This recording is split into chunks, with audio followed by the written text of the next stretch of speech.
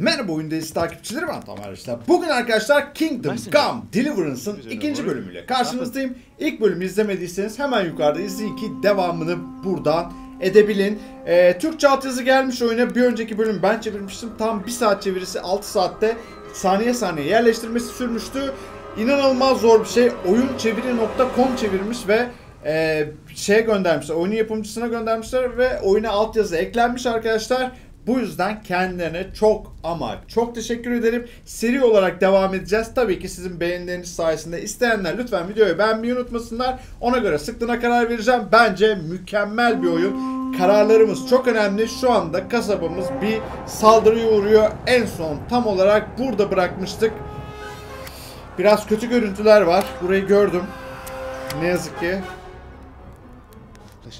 Şimdi dedim yeniden başlayalım.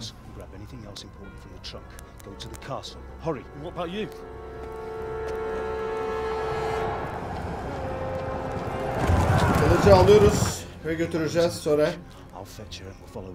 I'll go with you. No. You do what I say right now.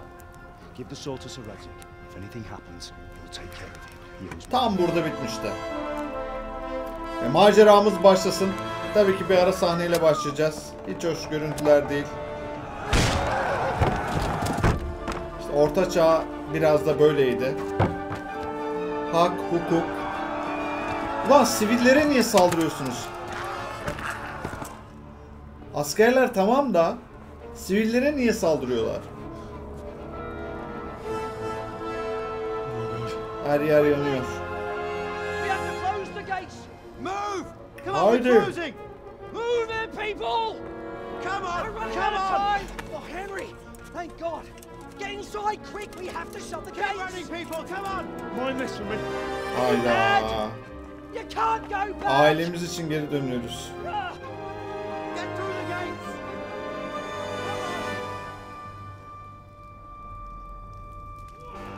Kaleye de yakınız aslında. Annemiz orada olmasa babamız onu kurtarmaya gitmezdi.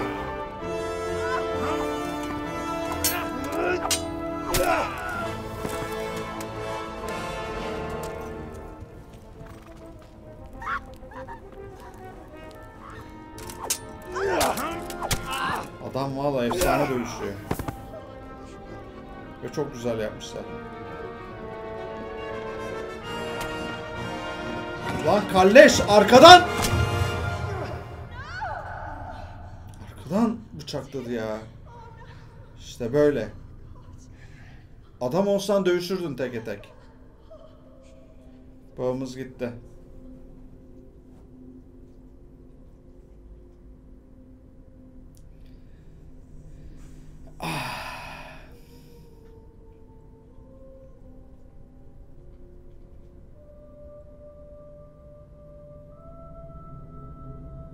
Oğlum seni bulacağım. Hepinizi tek tek bulacağım.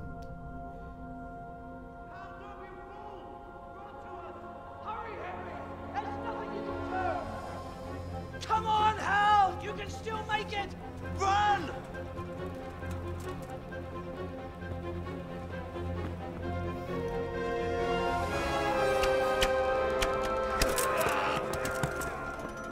Find a horse! Ride to Talberg! Tell them what's coming! Warn them! Run by the moat! There's a path down there! Jump down from the wall and flee! Yandaki kaleye, yandaki demeyeyim de yakındaki kaleye haber vereceğiz. Ve maceramız burada başlıyor arkadaşlar. Koş Henry koş! Sir Razik. Kılıcı yalnız bizde kaldı.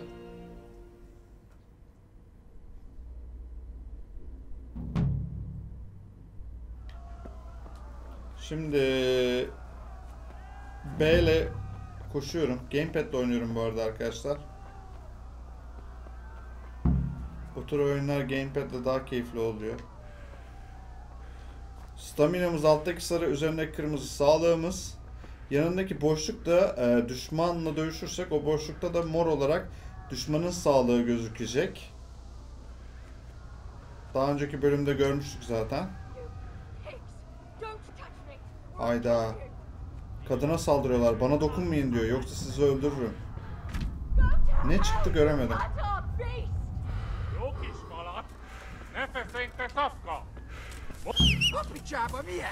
Allah. Neyse kadın içeri girdi, kurtuldu.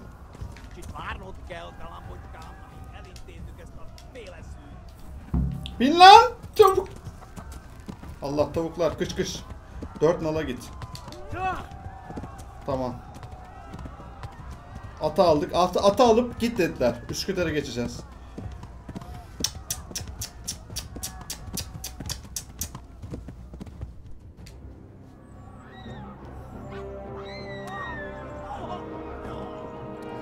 Şuraya bak ya. Bize yabancı dilde bir şeyler söylüyorlar. Burası anlaşılmıyor. Aa! Vurulduk.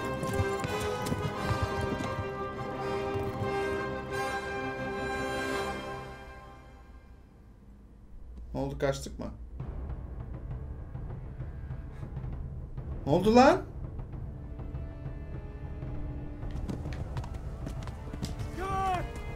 Ah, kanıyoruz şu an.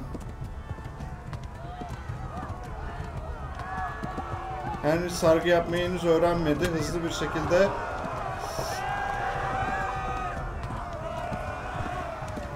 şunları çarpamıyorum ki atla. Hızlı yolculuk, bütün yerleri görebileceğiz haritada. Dur be, dur be, dur be. Şimdi bu biziz. Rovna'dayız. Şuraya kaçacağız. Sola doğru döneceğiz, tamam. Allah. Aa!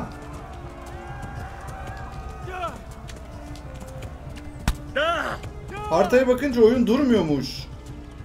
Oha! Daha da çok vurdular.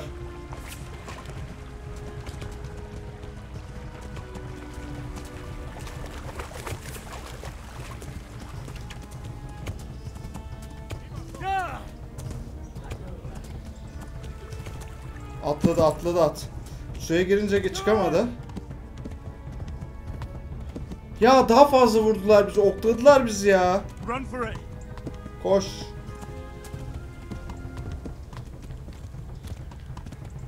Bu arada karnım da acıktı. Aşağıdaki işaretleri görüyorsunuz değil mi? Sağlığın yanında karın acıkma işareti var. Barış açı. Yeni külliyat girdisi. Bunlarda inanılmaz fazla bilgi var. O bilgilere de bakacağız tabi ara ara. Neyi öğrendiğimize. Çok ayrıntılı oyun.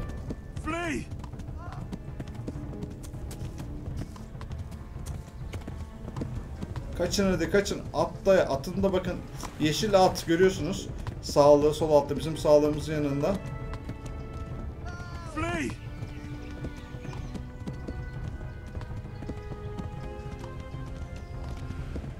Hadi be. Şöyle atın sağlığı da olsun biraz. Arkama da bakamıyorum ha. Geliyorlar mı acaba? Çünkü kontroller zor. Her şeyi yönlendirmek lazım.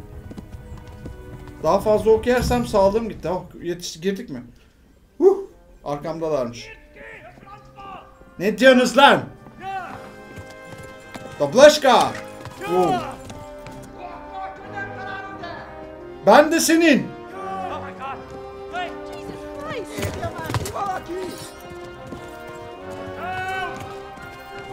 Yardım edin. Yardım edin.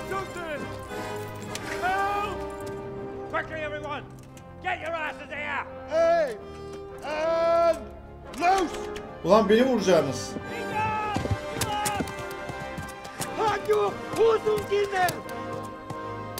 Sizin var ya oğlum, bulacağım sizi. Şimdi kaçıyorum ama sonra bir şövalye olarak döneceğim. Göstereceğim onlara günlerini. Annemizi babamızı kaybettik. Ve şu an deli yaralıyız. Şu kısmı geç, hepsini geç kısmı da bir iki sahne atladığım için arkadaşlar.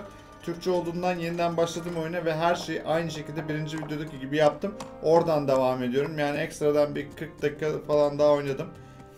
Konuşma sahnelerini tabii geçerek ama aynı kararları verdim. Ulan okun üstüne düşme, öleceğim. Someone give him a drink. And bring hot wine and bandages.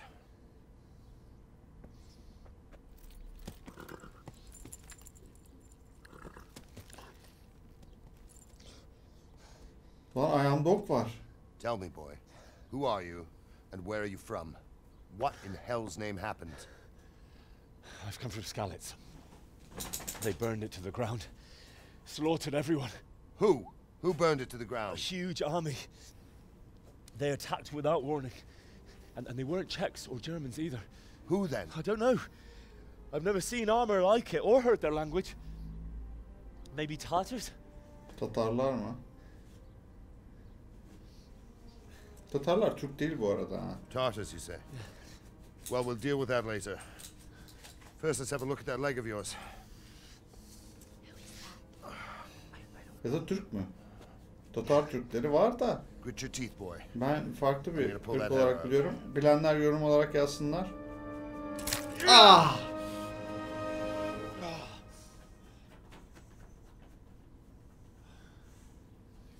Zaten konuştukları dil de acayip bir şeydi. Easy. All done. You were lucky, lad. The arrow missed the bone. It only needed bandaging, and I've done that often enough before. War is a good teacher. Can you stand? There you go. Good as new. Ne yapıyorsun lan? Thank you. Biz sadece bir köylüyüz. If you idlers nothing better to do, get back to work. You'll have to speak to Lord Divish. Can you manage? Lord Divish. Bu general. Bir şey herhalde, bir de lordu var. Her kalenin bir lordu var ki lord da bu adam olsa gerek. Köpeği de var ne güzel. Benim de var. Buralarda geziniyor, arada sesi geliyor olabilir. Sir, this is a survivor from... I heard, Robard. Tell me, boy, what exactly happened? Did you see the ensigns of the attackers? And were there any more survivors? So, I don't know what army it was, but it was huge. There were dozens of banners flying on the hill above Skalitz. The ones who did the slaughtering spoke a strange language. They burned Skalitz to the ground, but a lot of people took refuge in the castle. I wasn't quick enough. And as I fled, they shouted from the battlements that I should come and warn you. The soldiers the boy didn't recognize. They could be those Cumans of Sigismund's. It said they came to Hungary from the east, and now they're the core of his army. Sacking Kuttenberg must have given him a taste for stolen silver. Skalitz is a small castle, sir. If Sigismund attacks, they can't hold. Indeed, Sir Robard. Yardım edin. Our small garrison would be no help, even if we could risk sending them. You think we're next in line? Maybe. What's your name, boy? I'm Henry, son of the Skalitz blacksmith. I know him. Did he make it inside the castle? Sapasağlam. Sorry.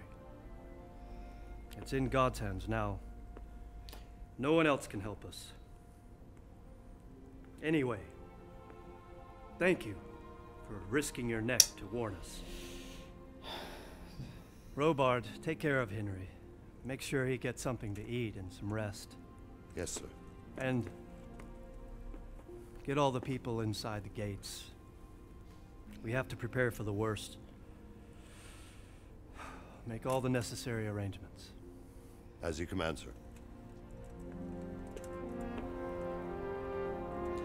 As you command, sir.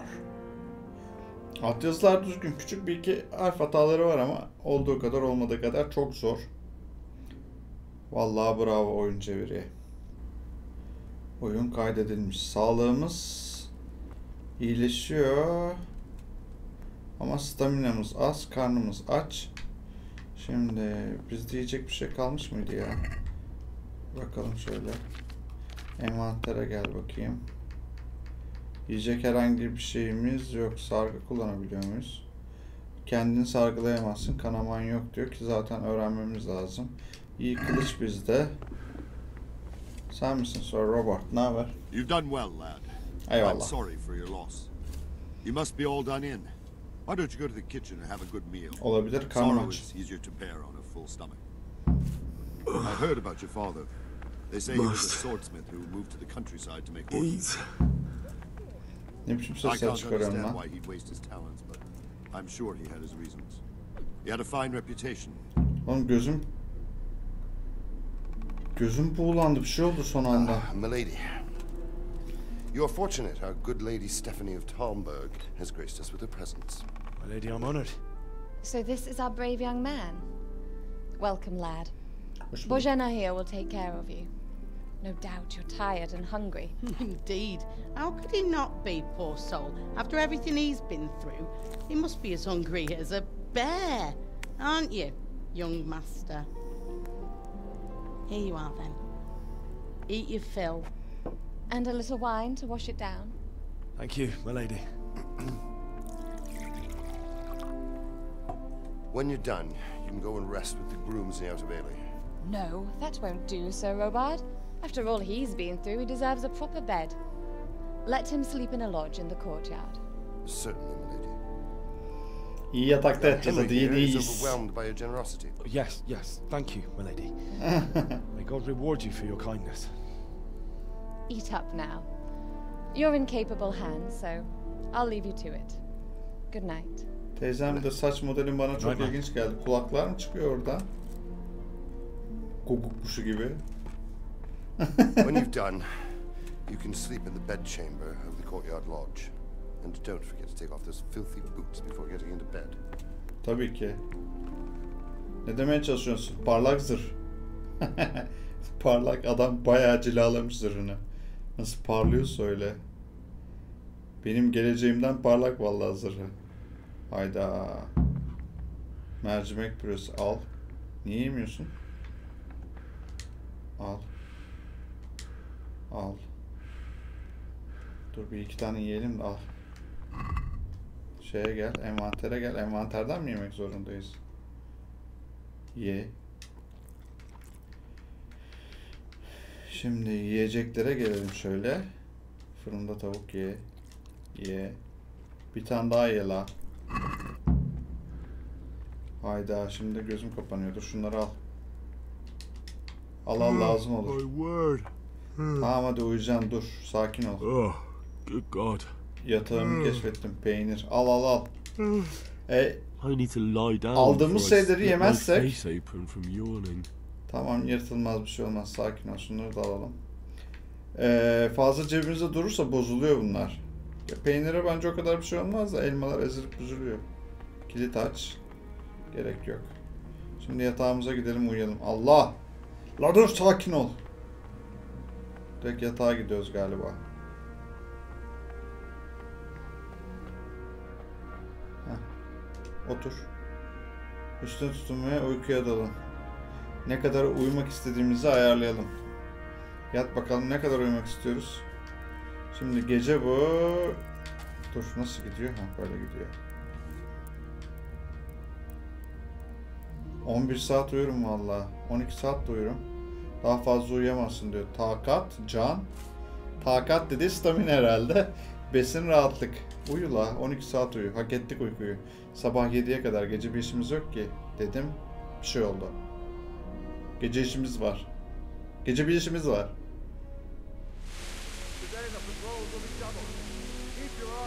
Ha, olaylar oluyor. Yani biz de dinliyoruz küçük penceremizden.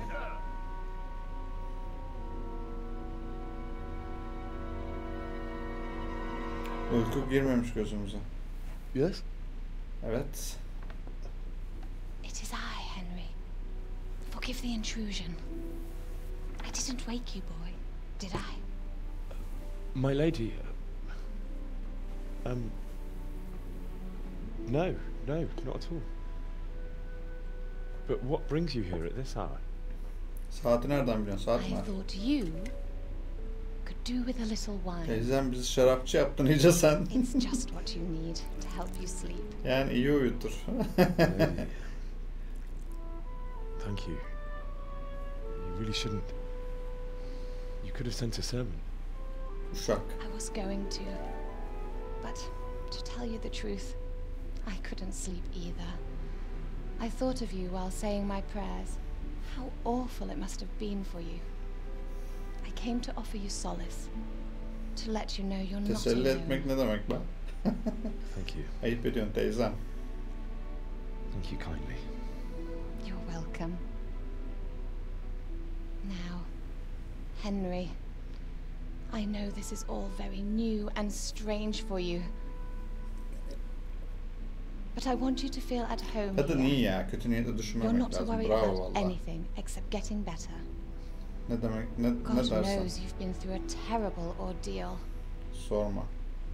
Aa, I know what it is to be left alone in the Bianca. world. Bianca'ya ne oldu? Although your loss is much greater. But with God's help, the pain will ease in time. And it can help. Kız to talk arkadaşımız da about it. gitti. Annemiz, If you babamız, feel kız like it. arkadaşımız, arkadaşlarımız belki. Allah, iyice yapayalnız kaldık. Kimler kurtuldu acaba? Görebilecek miyiz? Baskını anlat ya, niye You might be right, konuşamam? my lady. I'll tell you what happened. It was terrible and unexpected. The day started just like any other. Father sent me into town on some errands. Şimdi boş tahsil etmeyi bir almak için. I Konuşmamızı went to the arttıralım. tavern to buy ale for Father. I know it's a job for a groom, but I didn't mind. Because my girl Bianca worked there. Ne I uşağı called her lan? for a while and we agreed to meet in the evening. But our meeting was never to happen. Oh dear boy. Başarılı. When I'd done all the errands, I headed Bu back. verdiğimiz kararlara göre I artıyor promised dediğim Father gibi I'd help him with his özelliğimiz. work and I was looking forward to it. He was forging a sword for Sir Radzig.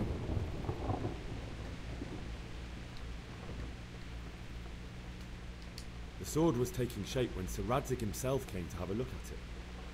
He praised Father's work and said that with his smithing skills, he could easily make a living in Prague or Vienna. Çok ayrıntıya girdim ben.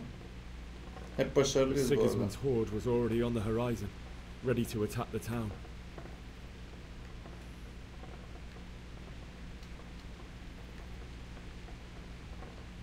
A horde of soldiers was amassed. Pennants flapped in the wind, the armour glinted in the sunlight, and the horses whinnied impatiently. They were waiting for Sigismund to give the command to attack. How awful. And then death descended on Skalitz.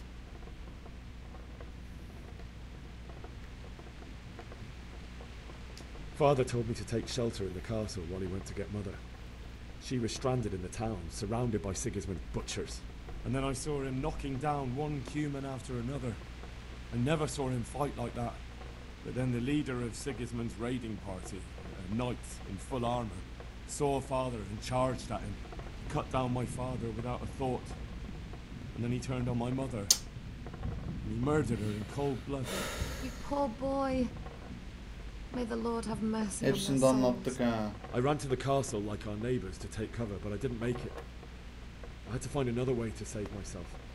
The men on the battlements called down to me to flee to Talmberg and warn you. I was lucky I knew a concealed path around the castle.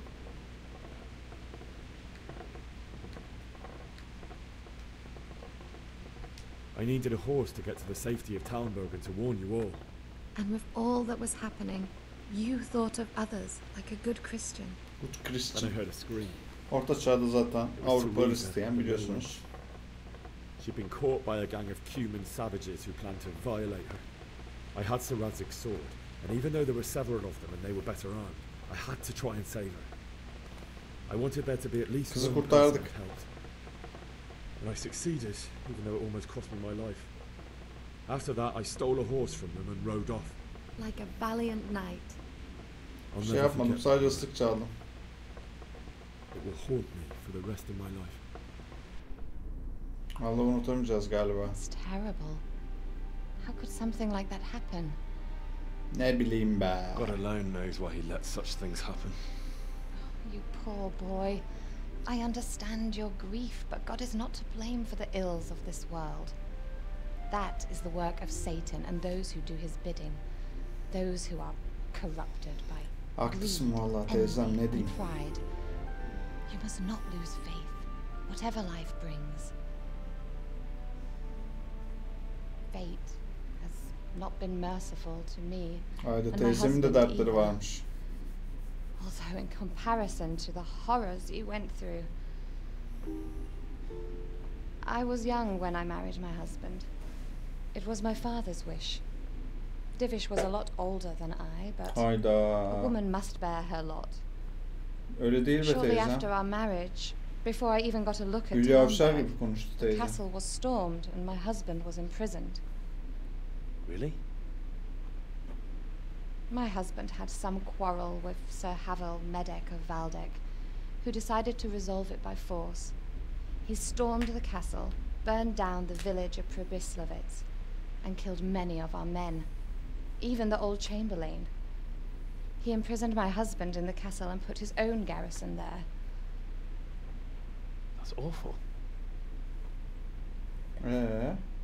I was barely 18 years old, and all of a sudden, I was left alone with Sir Robert. We didn't know what to do.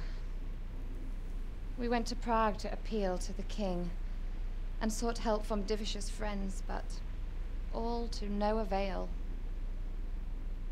We tried for years, but it seemed I was destined to be left alone, and my husband to rot in jail in kocan his senin own bu kalenin castle. kumandanı değil mi şu an? Years, you say? 7 years. That's how long it took before Havel was condemned as an enemy of the crown. And even then, he refused to surrender the castle and release my husband. In the end, I raised the money to pay a ransom, and only then, by the grace of Lord Jesus, did I finally lay eyes on my husband once more. 7 years. And was Havel punished for it? Never. And after 7 years, my husband returned to me an infirm old man. Öyle denir mi teyze? Kocan So Divish seems like a good, strong man. Certainly, only he has many concerns. He had to rebuild Townburg. After he was released, the king appointed him Burgrave of Prague Castle, and he was very busy. He had no time for me at all. But at least we were in the city, and there was something going on. And now, we're here. Haydi yeniden saldıracaklar. Still young. Beautiful. Öyle deme ya. Your best years are still ahead of you. Would that were true, lad. Would it were true. But what am I doing bothering you with this? You have troubles enough of your own. I'll go and let you Eyvallah see. teyzem. Teyzem diyorum saygımdan. I enjoyed our little talk, Henry. Good night, and God bless. Good night, my lady.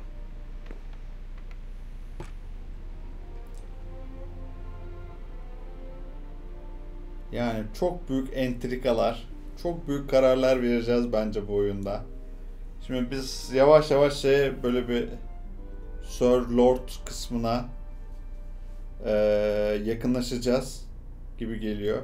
Ve büyük atılımlar yapacağız ama neler olacak? Şu an daha toyuz. Hayda. Kabus görüyoruz.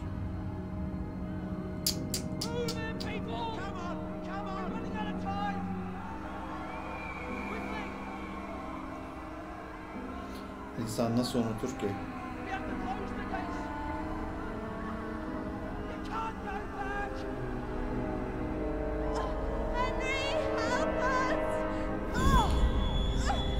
Demedi öyle bir şey. Ha, öyle görüyoruz.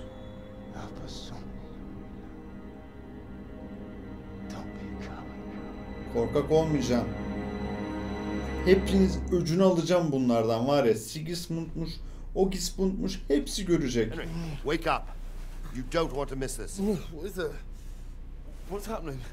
Come to the battlements. One of our patrols reported a company heading here. Hayda, kimler kurtuldu acaba? Birileri geliyor.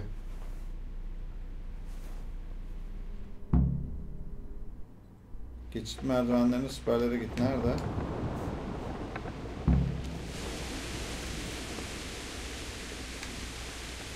Bu taraf değil. Ha, bu tarafta.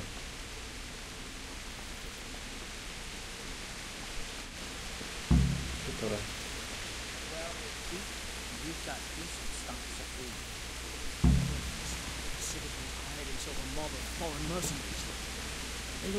Ne konuşuyorsunuz da siz? Ah, you might be right. For sure Sigismund ain't no fool. Dedikodu. Geldim.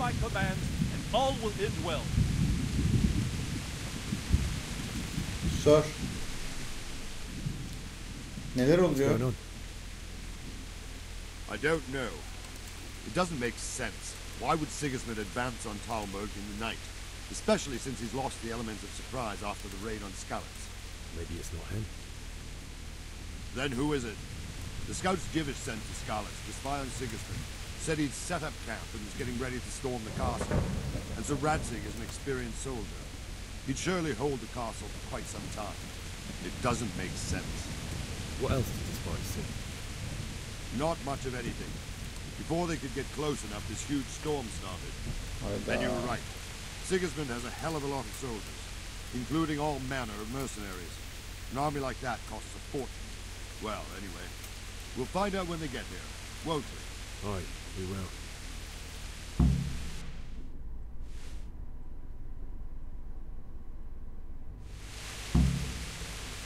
Man, tonight... Bir de konuşuruz zaten. Yardımcı olabilir mi? I could use an extra pair of eyes, and yours are keen. Will you keep watch of the battlements, my men? Is that a request or an order? I'd rather it was a request you answered yes to. Of course I'll help. I'll have to pay you back somehow after all you've done for me. Splendid. Don't worry. I'll tell the men to relieve you later. Nibel'in muharebesi mi?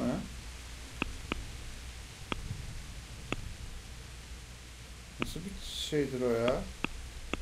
Koş. Memleketim yabancı askerler saçıp yerlerde nöbet tut. Çok fazla şey var.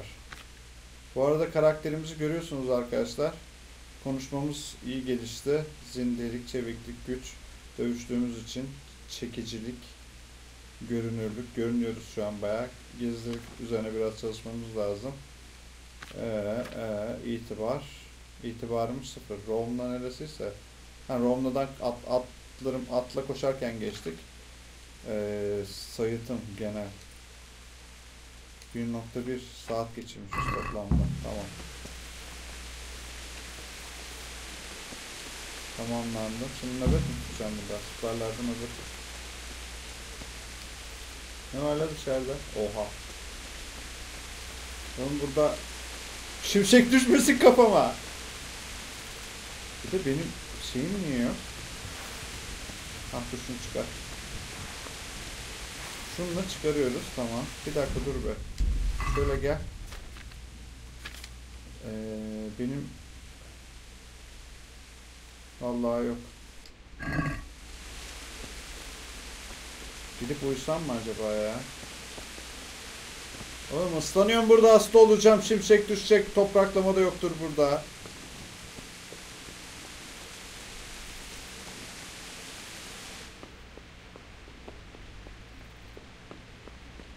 Özel bir bölgedesin. Çık.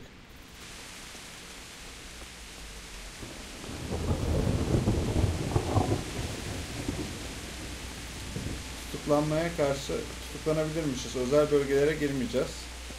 Hop nöbet.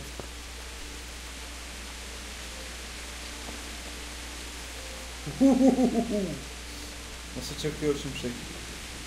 Ya ben nöbet falan tutmayacağım. Benim uykum var ya. Kimse var mı?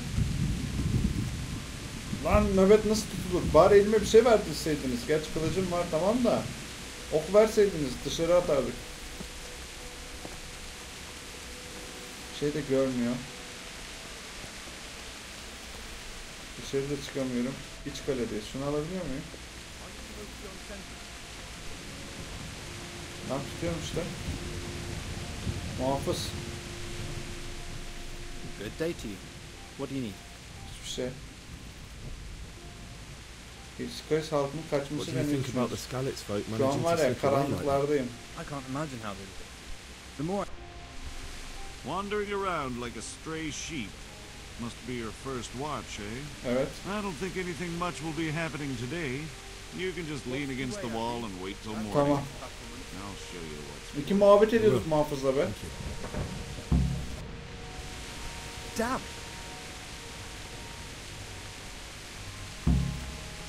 Sabaha kadar bekle. Tuşuna basın ve ne kadar beklemek istediğinizi seçin. Tamamdır. Bekleyeceğim. Teşekkürler ya. Şurada bekleyeyim. Ben girişte bekleyeyim de bir şey olursa aşağı kaçarız. Şu yuvarlaklar sabah olduğunu mu gösteriyor? Kaça kadar bekleyebilirim ki? Şöyle bir 3-4 saat bekleyeyim. 9'a kadar bekle. O yuvarlaklar zannediyorum şey. Yani gece yarısı büyük, öğlen. Ne oluyor lan?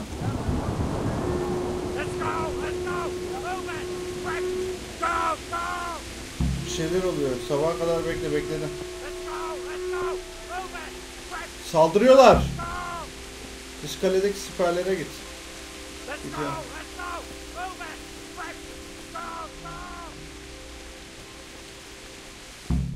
Durun, ben de saldıracağım. Ben de savaşacağım. Ölçümüz alınacak. Hayda, halk da savaşa giriyor.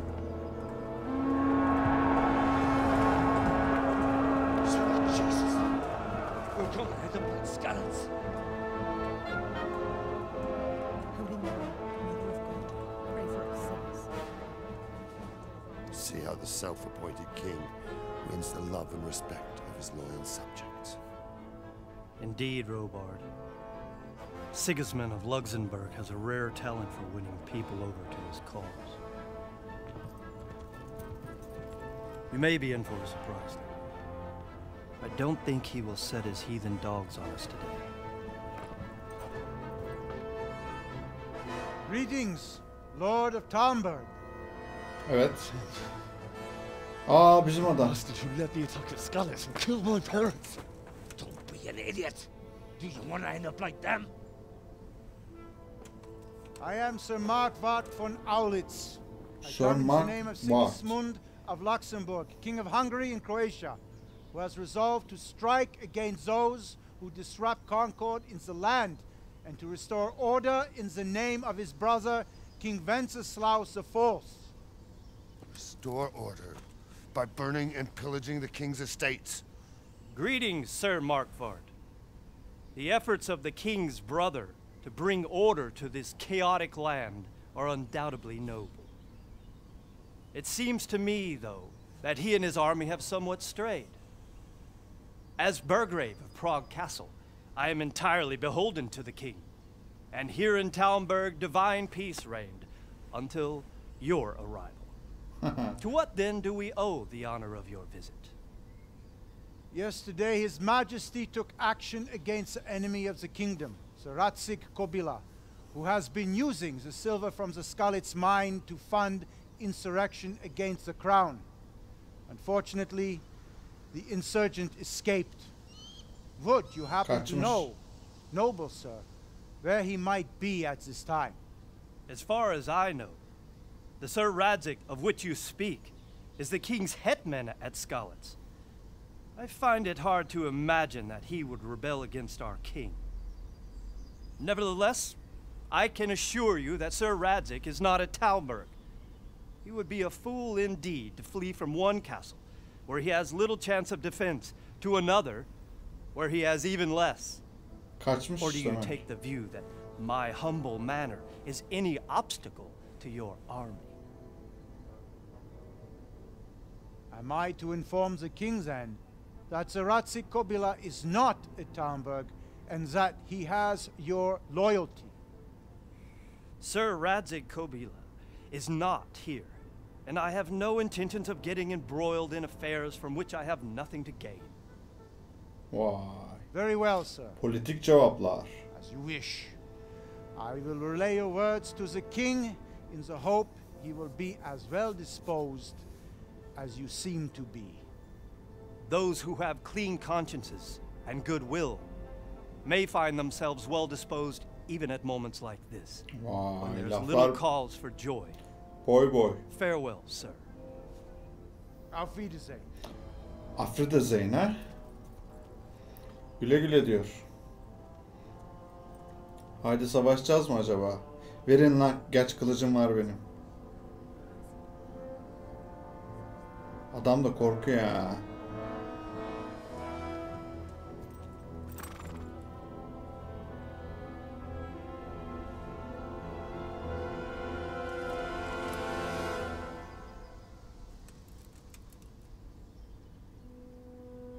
Toparlanın.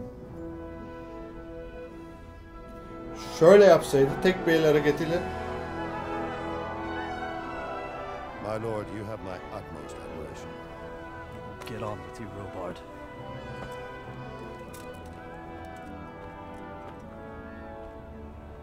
Vay arkadaş ya. Ama şimdi kral dedi Sigismund. Ama Sigismund şeyin de onun adına, Wenceslas'ın adına. Oğlum var ya. Seni bulacağım oğlum ben. Seni bulacağım. Dış kaledeki siperlere git. Hedefimiz tamamlanmış. Sikaris'te sevdiklerini göm. Bir at bul. Sevdiklerimizi gömeceğiz. Dur bir My respects to you. Sikaris'te Sigmund Sikaris'ten neden Sigmund neyin peşinde kumandanı? Hakikaten neyin peşinde? Gutenberg. Well, I'm just a simple soldier. But the good Lord gave me ears, and I've heard some things from Sir Divish and from those who fled from Sigismund's pillaging. Were there many? Gutenberg'e de saldırmışlar. Indeed. But it was the Gutenberg mercenaries who came to see me, because I knew them from before. I see. Listen, lad. These are all games of the high aristocracy. In Prague, a cabal of nobles rebelled against King Wenceslas, wealthy aristocrats who took against our king for reasons of their own. There's no doubt Sigismund had his fingers in the whole affair. Him and Wenceslas's cousin Jobst. And that cabal helped him abduct the king. So then why did Sigismund attack Gutenberg? Why do you think? Ne bileyim neden? Ganimet içindir. So he could loot it? Correct. King Charles, may God grant him eternal glory, built Prague into a proper royal city, while King Wenceslas took a liking to Gutenberg. After Prague, it's the most important city in Bohemia, in the entire Holy Roman Empire. He who commands the Gutenberg silver is king. So Gutenberg sided with Wenceslas. Her şey para için. Now you're starting to understand. When Sigismund imprisoned Wenceslas and took control of Prague, the people of Gutenberg began to raise an army against him. So with the attack on Gutenberg, Sigismund killed two birds with one stone. He defeated Wenceslas's most powerful allies before they could stand against him, and also gained bütün savaşlar bunun için arkadaşlar ya. Ne yazık ki.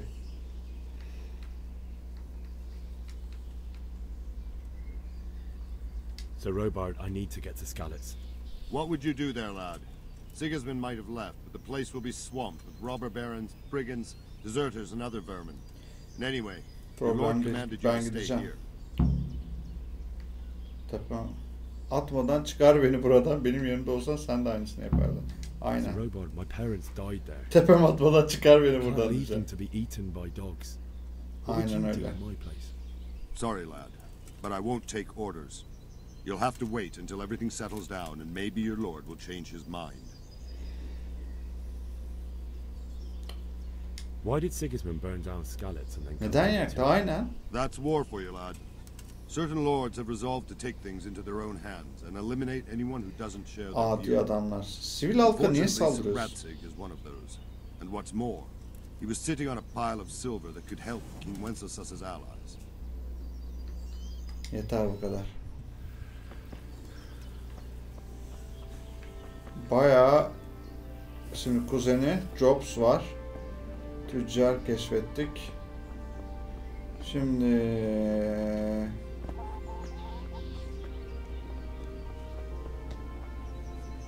durumumuz ne durumda? İyiyiz. Kılıcımız var. Arkadaşlar bizim bu kaleden çıkmamız lazım. Çıkış için de güzel bir fikrim var. Muhafız, sen beni görmedin. Ben de seni görmedim. Şuradan bakayım bir haritaya. Yani Talmberg bizim şeye dönmemiz lazım. Skalis'e gitmemiz lazım. Skalis'e nasıl kaçacağız? Bu ne lan? Güzel yapmışlar ha menüleri. Şimdi şuradan ben kaçabiliyor muyum? Hop. Görüşürüz. Kaleden kaçıp Skalis'e var. Tamam.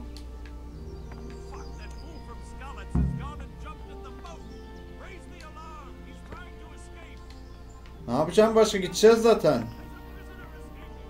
Ne prisoner'ı lan? Anam babamı gömeceğim. Şunları toplayabiliyoruz ha. Toplayamadım. Çuha çiçeği aldım yanıma. Şimdi askerler bizi görmeden gitmemiz lazım. Burada da devriyeler var. Allah nasıl şey yapıyoruz? Ha tamam. Kara hindiba. Kara hindiba. Habbesi. La la la la. Şerbeti habbesi değil. Allah. Oğlum her yer asker kaynıyor.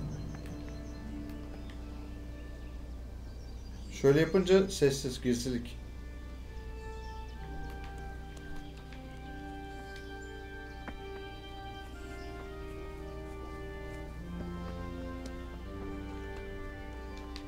Allah Allah Allah Allah. Arkamda asker var. Gördünüz değil mi? Geliyordu. Kaç.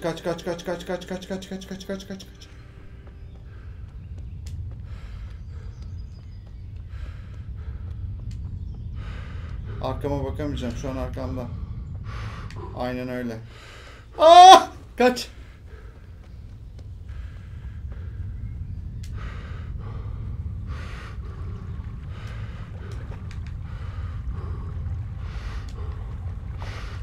Özellikle buraya girdim.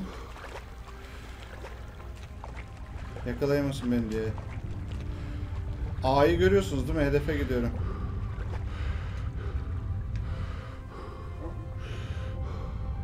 Şimdi mi la hala? Allah! Oğlum askerden kaçıyoruz ya. La bir bırak peşimi.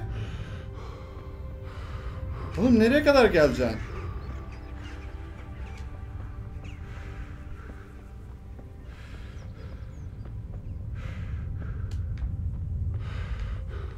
Hala geliyor lan, ne inatçıymış. Oğlum şu arkamdaki askeri oyalayın.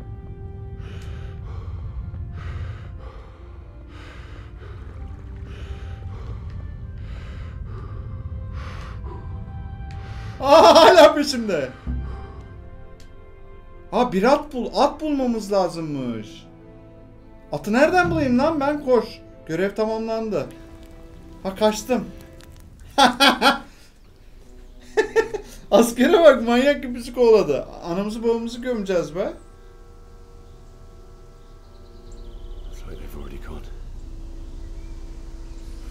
Ama kılıcımız var. Gerekirse şimdi bayağı bir düşmanımız olacak orada arkadaşlar. Onlara karşı mücadele etmemiz lazım. Ya savaşta kalanlar ya şeyler ya da kurtaracaklarımız olacak.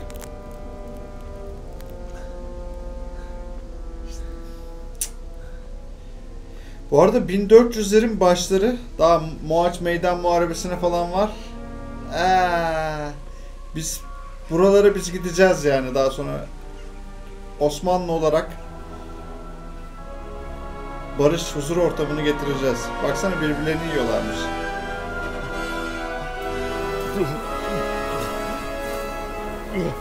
Yakmışlar bir de. Yazık lan.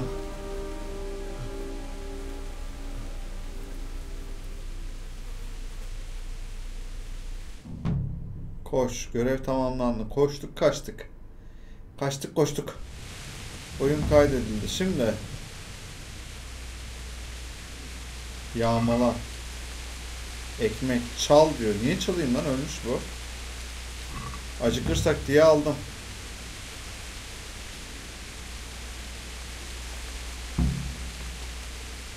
Yazık lan.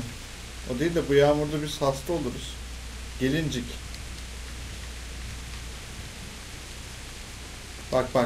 Bak.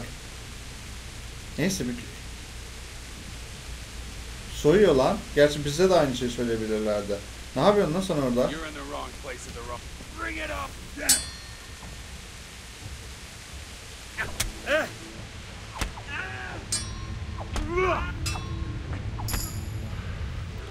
Niye bana saldırıyor?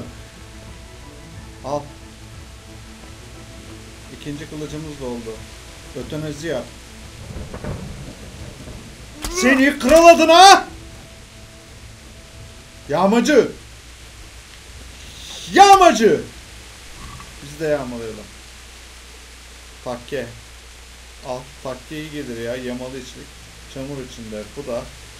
Bakalım kendi envanterimize. Dur. Bırak bunu. Nasıl bakıyoruz? Şöyle bakıyoruz. Şimdi. Silahı boş ver. Bu bizimkinden kötü zaten doğal olarak. Şu daha mı iyi? Özellikleri görüyoruz. Göze çarpmada daha az, tamam. Kafamızda zaten bir şey yok, giy. Daha fazla gürültü çıkarıyormuş. Kafamızdaki nasıl gürültü çıkaracaklar? Armut al. Çal niye yazıyor ya? Allah, çal değil. Üzerinde çarpı olanları almıyorum gördüğünüz gibi. Onlar çünkü sıkıntılı. Mortingenstraße. Herkes gitmiş ya. Bu yakınından geliştiklerimiz. Şimdi nerelere gideceğiz? İleride. Şöyle biraz hızlı gidelim. Kılıcı da özellikle yerleştirmiyorum ama koşmamızı biraz yapabilir.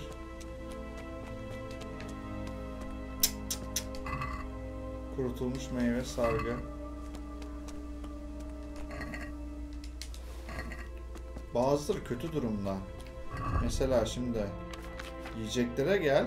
Bakın ekmek 43. Sağlamlığı. 2 tane bir ekmek ayda zehirlenme durumu oldu. Yani bunları yağmalamasak mı ya? Sağlamları alayım bari. Şu anda bir şey oluyor bana. Kroşen, oyun parası. Alıyorum. Nasıl olsa ölmüşler.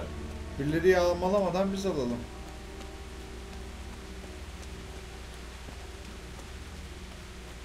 Şu an var ya, harbi bir şey oluyor. Bayır turbu. Çarpı olanlar bildiğim kadarıyla kötü. Ekmek al. Vallahi ileride çok açlık çekeceğiz herhalde. O manzaraya bakmak istemiyorum ya. 2 parça ekmek için de. İnsanlar asmışlar.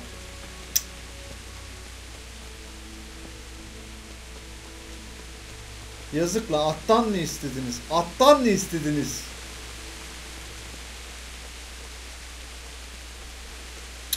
Sigismund var ya. Oğlum seni de, o kel komutanın da Varlis miydi? Neydi ismi? Birazdan bakarız. Şeyde yazıyor, külliyatta. Böyle bir haritaya da bakalım. Neredeyiz? Tamamdır. Buradan şu tarafa gitmemiz lazım.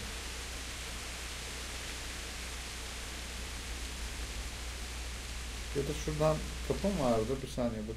Aynen. Sol taraftan. Tamam.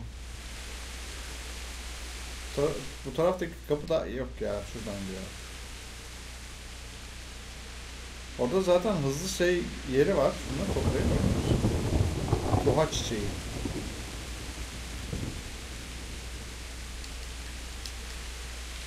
Her üzerine gittiğimizde çıkmıyor yalnız. Farklı çiçekler topluyorum. Muhtemelen lazım olacak ileride. Mesela şu papatya. Allah işte papatya. Seviyor sevmiyor yapacağız. Tamam, bu topla sabaha kadar gider bu. Farklı çiçek gördüğümde hızlı seyahat noktası açıldı.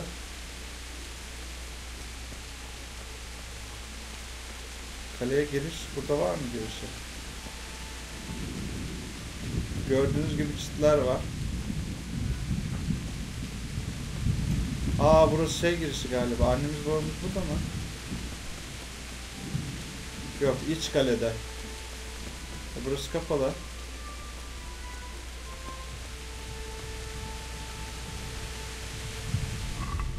Şunu boş ver, şuna bak.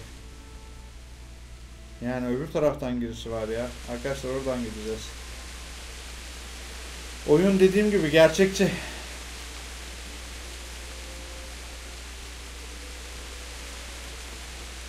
Her şey var. Küçük küçük kendimizi geliştireceğiz. Biraz hızlı gideyim. Kapı bu taraflarda bir yerde. Yazık ya, hayvanlar telef olmuş yemin ediyorum.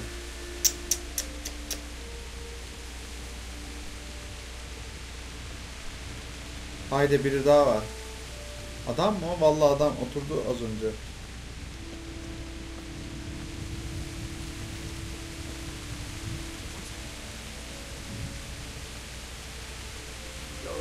Nasıl anladın lan?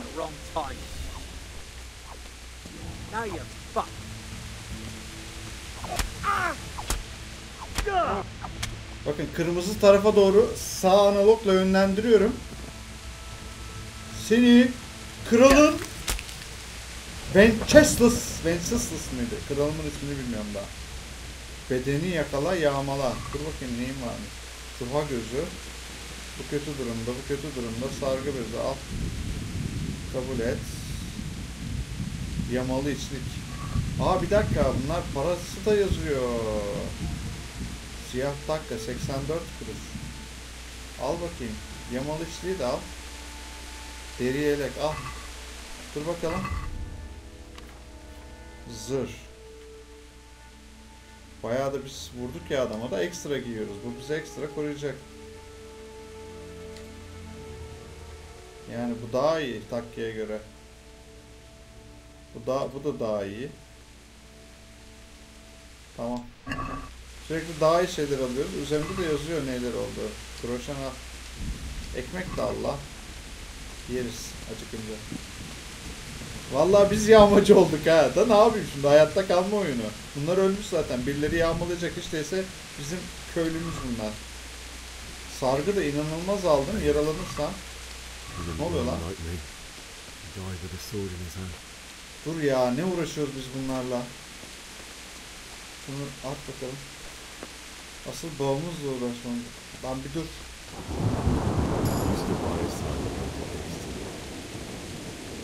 In the end, you were here. You didn't run away. You didn't abandon them like me. Şuradaydı değil mi? Aynen.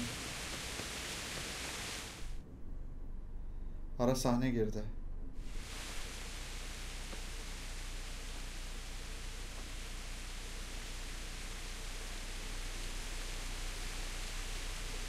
Yazık be. Allah kimseye böyle bir şey yaşatmasın.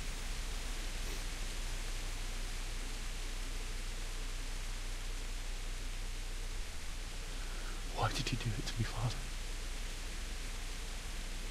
Why? Why did you leave me? Adam ölmüş işte. Neyine çemkiriyorsun? Üzüntüden söylüyor gerçi. Forgive me for everything. Next time I won't run. Kaçmadık ki. Ölürdük. I'll never run away again. İşte bu. Hırs. I'll find the one who did this to you. I remember his face. I'll find him. Bulacağız. Bulacağız onu. Dediğim gibi hırslandım ya. Sırf bunun için zaten. I have to find the shovel and take care of you.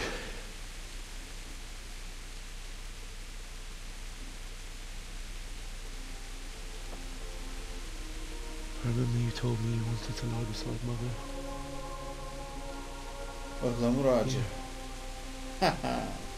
Under the linden tree. Oraya gömeceğiz. Bunu yapalım bari. At least I can do that much for you.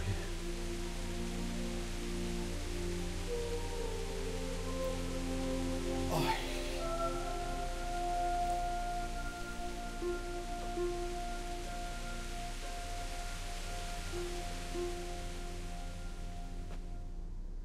Duygular şelale. Anneni ve babanı bulduk. Şimdi ne yapacağız? Bir şeyleri var mı acaba? Yağmalamak değil de hatıra falan bir şey. Groşen var. Babamızın son groşenini aldık. Kürek bu. Nerede bulacağız? Burada bir yerde. Böyle köpek sesi geliyor lan.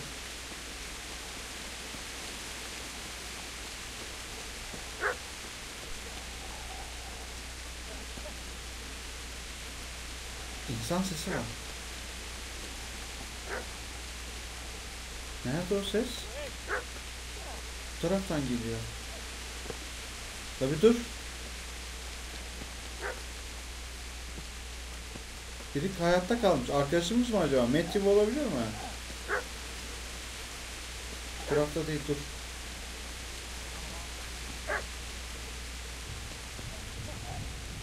Nerede?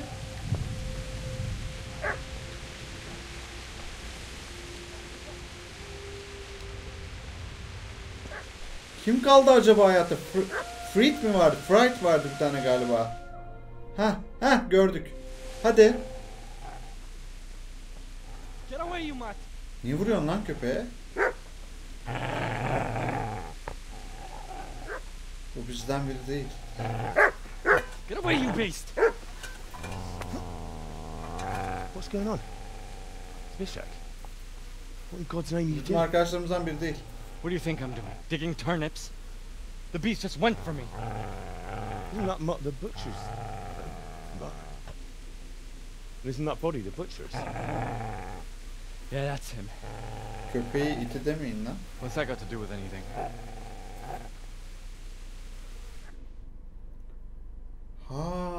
Adam sahibini I'd koruyor say the tabii. poor creature is standing guard over his master. You weren't trying to get to him, were you? What do you care what I'm doing?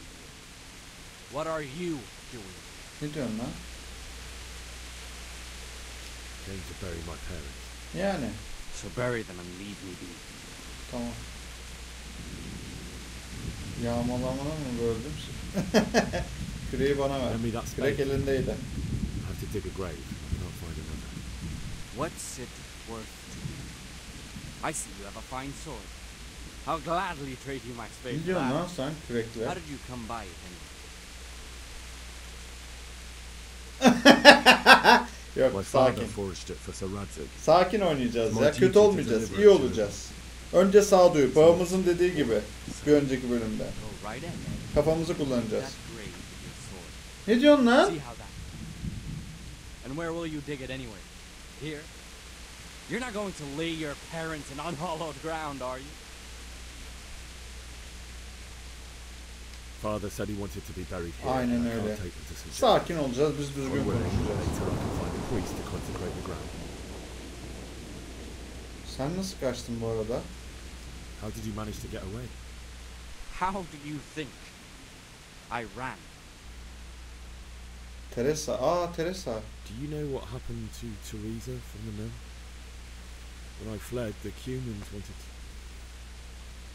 They meant to violate her. God knows what else. No. Kurtardığımız Teresa'ymış. O şeyleri, çivileri verdiğimiz bir bölümde. Ne biçim konuşuyorsun lan? Her misfortune. Right now I've got to take care of myself. Yani bunlardan birini seçmek zorundayım. I've interrupted you robbing the dead. Is that why you're so ill-tempered? Bastard. Haven't you got a shred of honor? Aynen öyle. The butcher has no more need of corn. And now that I think of it, your sword would do me quite nicely as well. Will you hand it over without a fuss, or do you want to end up like the butcher? Ne diyorsun lan sen? The way you'll touch this sword is when I shove it in your guts.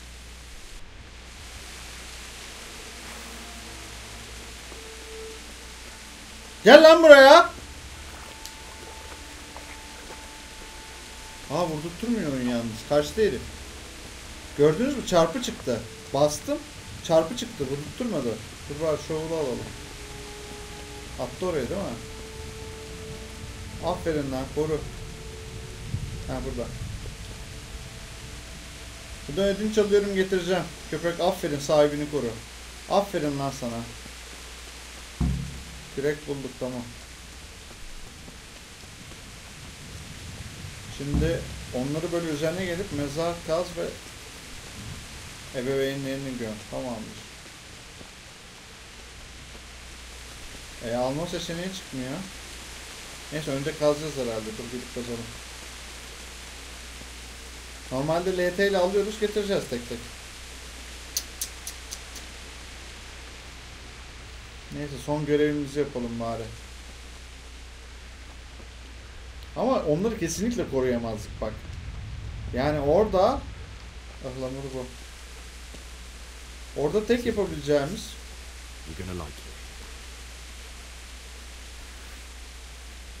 bir saniye şöyle şeyi mi seçmemiz lazım? Hepsi. Bir de kendim çıkacaktır. Şuraya bırak. Ha, kazmaya başla. Kendi çıktı. Küreği elimize mi alacağız diye düşündüm de o kadar da değil dedi oyun.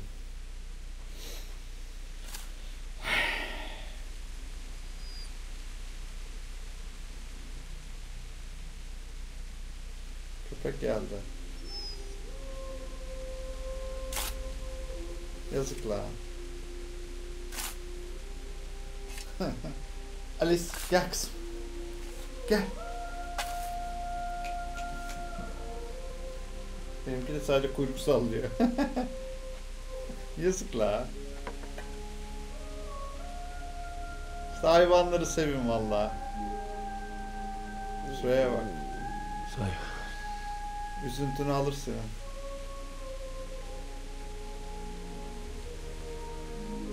Let's get to it.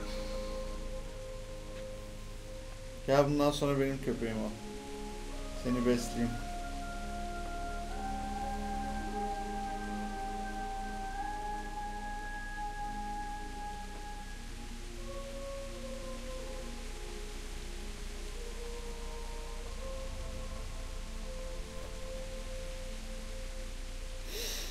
Vallahi oyun duygu dolu olmuş.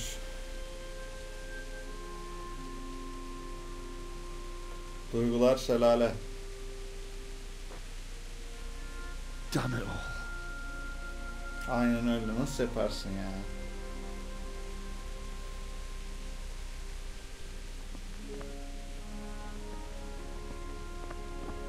Ayak sesi var. Ya. Ses var. How am I gonna do this? Tıkır tıkır gelmedi mi? Do you need some help? Ayda. Tam dediğim gibi. Is that him? Yes. Can't you see the sword? Who are you? What do you want? Zbyszek? Who do you think we are? Franciscan brothers? We're here to rob you of everything you've got. Especially that fine blade that's of no use to a peasant like you anyway. Ne diyorsun lan sen? It is my father's sword. You mean him? I don't think he's going to be needing it. Allah! Yer misin yemez misin? Yer misin yemez misin? Sinirimi senden yağmacılar bunlar. Adi yağmacıları getirmiş.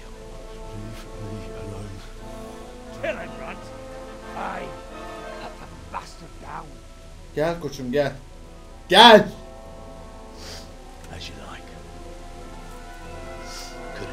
Asıl sen göreceksin. Verin lan kontrolü bana, keseyim şunu. Ah! Bir de saygısızlık etti. Ana seviyemiz arttı.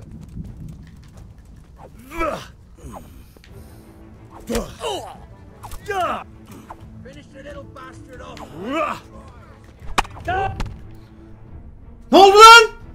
Vurdum ya bıçağı işte. Kılıcı. Allah. Ara sahne girdi ama benim yapacak bir şeyim yoktu herhalde. I told you how it would end. You should have listened to me. Hayda, oyunun başından mı öleceğiz? This is nice work. The chief is going to like it.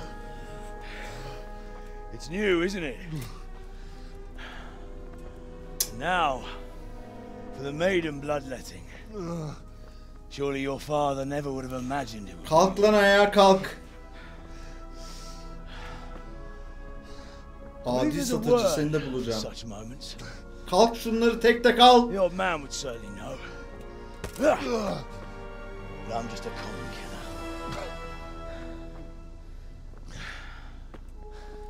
Did you help make it? No doubt you did. Such miserable luck. To die by the sword you helped forge. Hey, go fuckers! Hayda Teresa. The games are over. George! Disperse this fellow!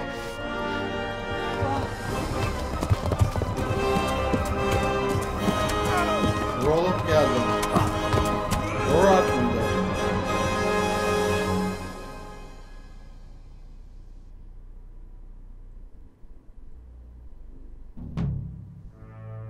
Kılıcı aldılar bizden.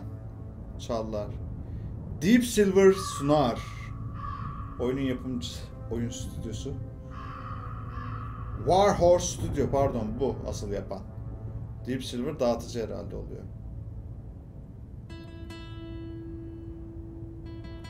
Henry Tom McKay oynuyormuş ki birebir yüzünden almışlar. Radziki, Michael Pittman. Henry'nin babamız Matty Wolf. İsimlerini görüyorsunuz. Gerçek oyuncular var. Victoria Hogan. Yaşayacağız herhalde ya. İnadına yaşayacağız.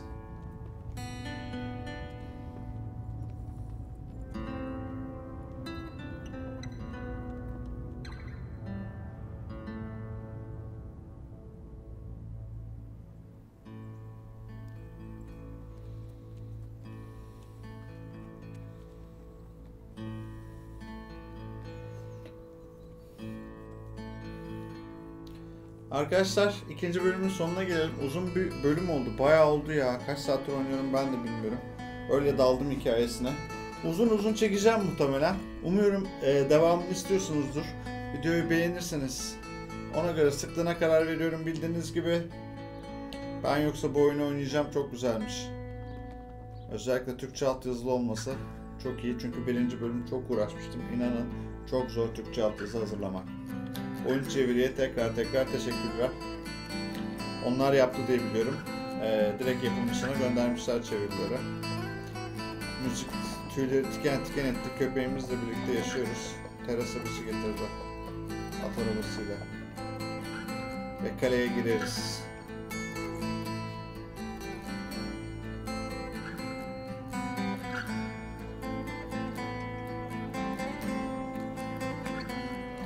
Birini idam mı ediyorlar orada? Bağlamışlar. Talmberg'e geldik galiba. Gerçi o kale başkaydı. Talmberg bu kadar büyük değildi. Başka bir yere geldik. Ve aşçı. Babası kızın. Muhtemelen. Anne babanı kurtar.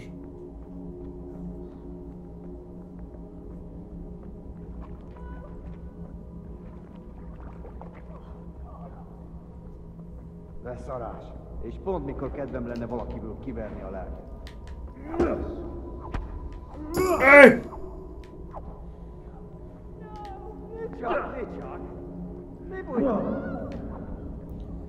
Neredesiniz lan? Rüya, şu an kabustayım kesin de. Şuraya da yapalım. Neredesiniz oğlum? Siz doğduğunuza pişman edeceğim. Do you need some help? Hayda. Kabus bunlar ya. Tekrar görüyoruz. Bunları Sigismund ve komutanı. İkisini de bulacağım.